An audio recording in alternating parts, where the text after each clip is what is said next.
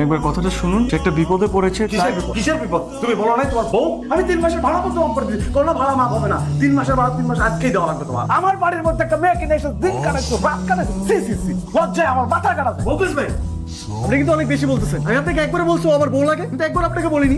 আপনি আমাকে একটা বার বলতে দিচ্ছেন যে উনি আমার কি হয়, বলতে তো দেন নাই। আপনি তো বানাই দিচ্ছেন উনি আমার বউ হয়, আমি করা শুরু করছেন। তাহলে কি করে আপনি ভাবলেন মুকেশ ভাই? মুকেশ ভাই, 7টা বছর আমি এই বাসায় থাকি, জীবনে কখনো দেখছেন কোনো মেয়ের সাথে উল্টাপাল্টা কোনো কিছু করতে? কোনো বন্ধু আসছে, রাতে থাকছে, মেয়ে তো অনেক দূরের কথা। তারপর আপনি ভাই আমাকে এলিগেশন দিলেন, এটা আমি কখনো ভুলবো না ভাই। আমি আপনাদের কাছে হাত জোর করে মাফ চাচ্ছি। আমার ব্যাগটা তো ওই ঘরে। দিচ্ছি, আমার জুতা পরা লাগবে। আসেন।